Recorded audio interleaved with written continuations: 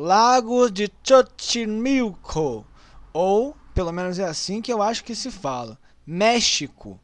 Um lugar pra lá de bonito. É aqui que vive um dos bichos mais esquisitos, legais e fofos do planeta. Lembra do Zé? Aquela larva de salamandra que parece um Pokémon? Então, branqueia pra fora, lá ele, sorriso permanente, cauda de peixe. Você olha e pensa, Mudkip. Mas não, my friend.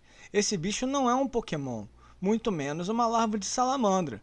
É um indivíduo adulto, sujeito homem, sexualmente ativo, reproduzindo e paga até boleto, só nunca virou terrestre. Esse é o Axolote, Ambystoma mexicanum, o anfíbio que disse não para a metamorfose. E essa recusa é o que faz dele um dos melhores modelos para entender como a evolução funciona, ou não funciona, depende do dia. Classe Anfíbia. Ordem Caudata. São as salamandras e axolotes, my friend. A gente conhece o clássico, né? Nasce na água, vive de brânquia, aí vira adulto, troca para pulmão, vai para a terra, vira salamandra de verdade. Faz a tal da metamorfose. Papo de sapo e os seus amiguinhos. Só que o axolote olhou para essa parada de fazer metamorfose e decidiu aterrorizar a evolução. O cara é do contra, e essa escolha, ou melhor, essa falha programada, tem nome, neotenia, ou pedomorfose para os mais íntimos. Uma ótima palavra para usar caso você queira impressionar as gatinhas na balada. É a retenção, neotenia, é a retenção de características juvenis no estágio adulto reprodutivo. Olha as brânquias externas daquele jeito, plumadinhas, parecendo uma pena, balançando na água. Salamandra terrestre não tem isso. Os axolotes mantêm. Cada alta, própria para nadar, mantém. Pele fina e permeável, mantém. Ele é literalmente uma criança que descobriu que pode ter filho, sendo ainda uma criança. Por favor, não tente isso em casa.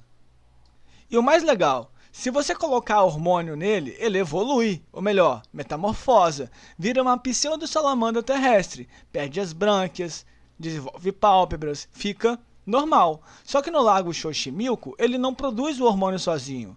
O eixo do hipotálamo dele tem um defeito. A glândula pituitária não libera os hormônios de crescimento direito. É como se o despertador da metamorfose estivesse com pilha fraca. Pensa no Benjamin Button, só que ao contrário. E para sempre. Tá, não tem muito a ver com Benjamin Button não, mas você entendeu. O resultado é que ele passa a vida inteira na água. Nunca vira um adulto no sentido clássico, mas reproduz igual. É o Peter Pan do reino animal, my friend. Só falta Tinkerbell. Mas espera, isso é defeito ou é adaptação? Os dois! Estudos de cruzamento entre axolotes e salamandras tigre mostraram que a pedomorfose é controlada por um gene único, que manda sozinho na parada de virar ou não virar salamandra terrestre. É o que os geneticistas chamam de efeito de gene maior. Não é a acumulação de pequenas mutações ao longo de milhões de anos. É um gene que chegou e falou, não, chega, a gente fica aqui, vai ficar na água porque tá de boa. A seleção natural não teve muito o que fazer e acertou esse filhote rebelde fofo que são os axolotes, porque os lagos de Xochimilco eram permanentes, produtivos e principalmente não tinham predadores para os caras. Para que sair da água se aqui tá muito bom, isso aqui é bom demais? E olha que interessante, a pedomorfose evoluiu independentemente várias vezes em diferentes salamandras mexicanas do mesmo grupo. Não é um caso isolado. Quando o ambiente aquático é estável, várias linhagens descobriram o mesmo truque. Permanecer juvenil é vantajoso. É convergência evolutiva via neotenia. O axolote é só o mais famoso e o mais crítico também. Existem hoje menos de 1000 indivíduos na natureza. Tipo os pandas, foi o cativeiro que salvou a espécie. Mas o lago original está destruído, urbanização, poluição, tilápia, esses papos de humano estragando a natureza, tá ligado? O bicho que escolheu não crescer, agora precisa ser criado por humanos ou a espécie vai pro saco. Vem cá, não tá faltando nada nesse vídeo não? Ah, lembrei.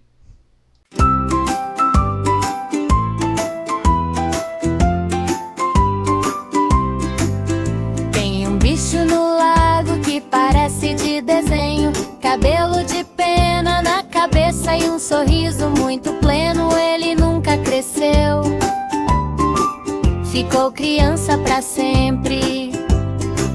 Tem filho sendo bebê, mas tá sempre sorridente. Axolote, fica na água, parece filhote. Axolote, evolução é um esporte.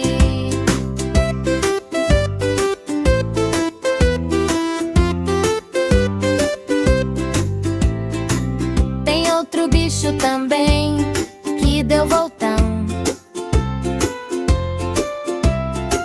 Saiu de um lado amarelo, do outro lado saiu marrom.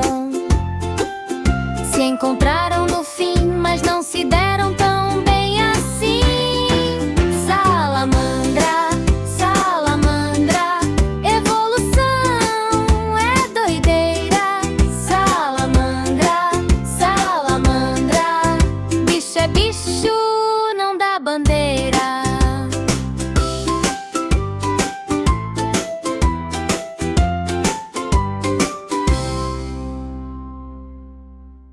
Você realmente achou que não ia ter musiquinha? Agora vira de página, deixa o México, sobe um pouquinho até a costa dos Estados Unidos. Chega na Califórnia, no Vale Central, aqui tem outra salamandra, gênero Ensatina. E essa é o exemplo mais bonito de evolução em anel que a ciência conhece. Mas o que caralhos é evolução em anel, my friend? Imagina uma espécie que se espalha em círculo ao redor de uma barreira. No caso da Ensatina, a barreira é o Vale de San Joaquim, seco, quente e inabitável para a salamandra. Então elas partiram para o norte, se dividiram em dois braços, um pela costa e outro pelas montanhas interiores. Seguiram circulando, adaptando e mudando de cor. No norte, onde tudo começou, é uma espécie só. Pela costa, foram ficando mais claras, amareladas, com olhos amarelos, imitando outro bicho, o tritão venenoso do oeste. Isso foi feito para poder enganar predador. Pelo interior, ficaram mais escuras, manchadas, camufladas na floresta. Subespécies diferentes, mas que se cruzam e produzem híbridos saudáveis no meio do caminho. No final do vale, os dois braços se encontram de novo. Só que agora, depois de milhares e milhares de gerações separadas, evoluíram tanto que não se cruzam mais. Uma olha para a outra e fala: "Uai, quem é você?" Coexistem no mesmo habitat, mas são reprodutivamente isoladas, formando efetivamente duas espécies distintas. O ciclo fechou. No norte, uma espécie, no sul, duas, e no meio, uma transição gradual de subespécies que se misturam.